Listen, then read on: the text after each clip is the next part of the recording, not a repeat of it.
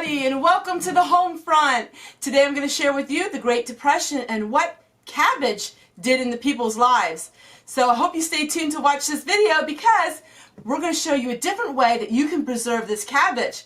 It's not quite from the Depression era, but I think you're going to enjoy all of the things about cabbage. So stay tuned.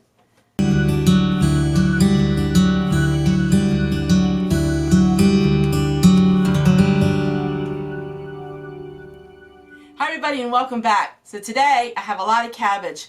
I got this about 2 months ago and it was cabbage that was left over that was going to be thrown into the dumpster. As you know, I got a lot of cabbage.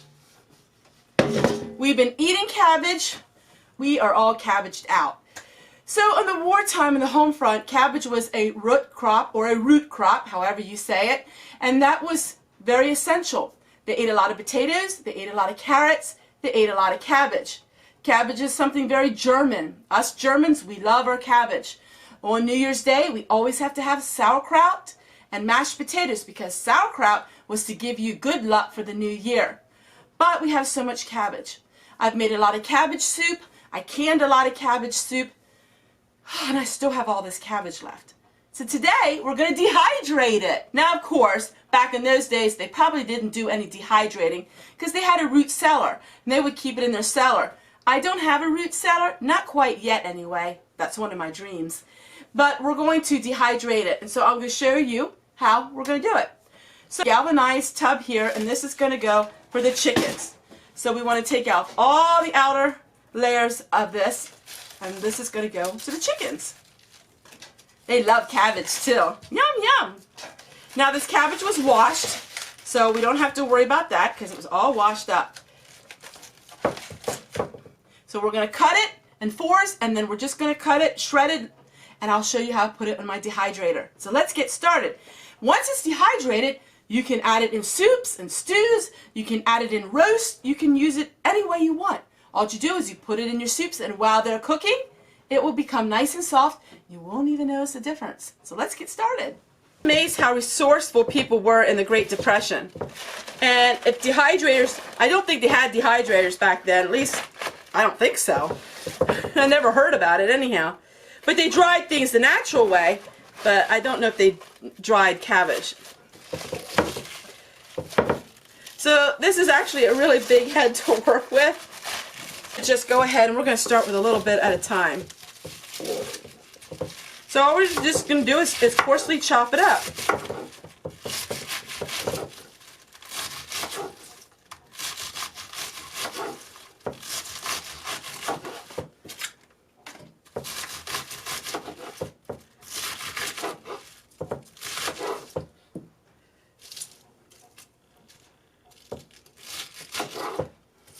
Alright, so there's like a quarter of a quarter of a quarter, and I'm going to put it in the dehydrator. So I'll get the trays out and we'll start. Now we're just going to put it on our tray. Kind of put it in single layers like this. Now, some people blanch and some people don't blanch. I watched the video, and the woman in the video said that the blanching actually, she didn't like it at all. She said it turned too mushy when you put it in the soups. So you know what? A less step is great for me because the least amount of work you have to do is perfect.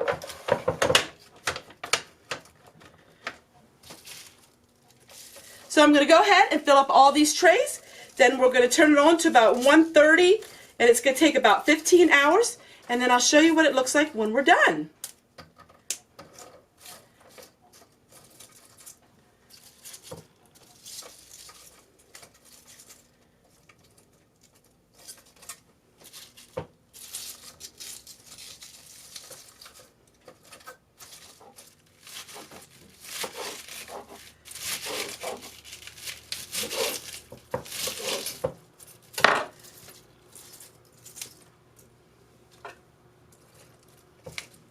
Here is the cabbage. Take a look at this beautiful cabbage. You can put this in all kinds of soups and stews. I've been getting a lot of free baking ends, and most of it is fat. So what I'm working on today in the kitchen is I'm going to be rendering these bacon ends into fat that we could can. And so I took about 3 pounds of this bacon ends, and we are having it in some water and we're boiling it. So we are going to boil the fat out of these bacon ends, and then we're going to put it through a sieve, and then we're going to can it. I'll show you the next step in just a moment. What we're going to do is we're going to fry these ends, and we'll use these in sandwiches and things like that. And here's the fat and water. So we're going to wait until this gets cold and the fat will come to the top. Then what we're going to do is we're going to scoop the fat off the top, and we're going to remelt it and pour it into mason jars and seal it. And they will be shelf stable for many years. And then we're going to go ahead and we're going to cook this until the bacon is nice and crispy. Alright, so this is step 2, and this is the fat. So all we do is we're going to take the fat and we're going to put it in our colander and we're going to drain it.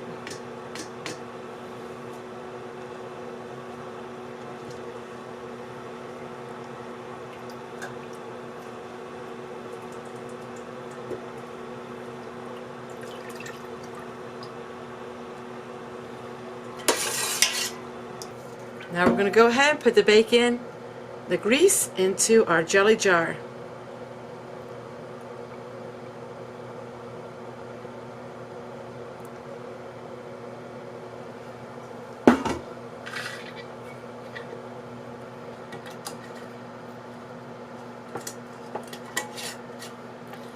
And that is how you render grease from bacon fat. And here is the spinach. So we are drying the spinach. I have 8 trays of spinach. That was all free, and we're going to dry that, and then we can add that to soup and different kinds of stews. Just about anything you want, spinach. Alright, so this is what the spinach looks like. So we're going to go ahead and put these into our half-gallon container. Now this spinach you can add to soups or whatever you wish. And now you can put this on your shelf and it'll last you all winter long. How neat is that? People add spinach to smoothies.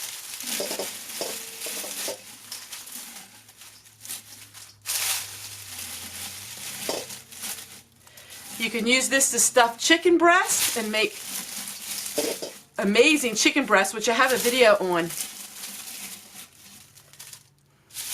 The possibilities are endless. Alright, that's just another way of preserving food and thinking outside the box.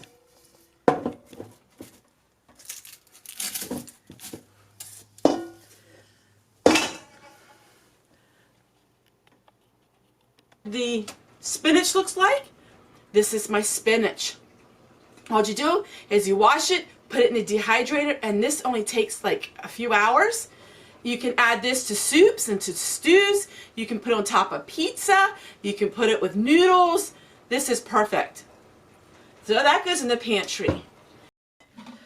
So we got 11 bags of the iridescent flour, and that is a bread flour, and we got this at the food pantry. This was going to be thrown away. It's hard to believe. So now what we're going to do is 1 bag into one of these half-gallon jars. And I also want to share with everyone that my dear sweet friend Miriam gave me a gift card, and I turned that gift card into all of these half-gallon jars, something that I can use for the rest of my life and something I really needed. So let's go get his scissors, and Sierra's going to cut the bags open and put them in the jars. Looks great. Now let's get all these jars finished.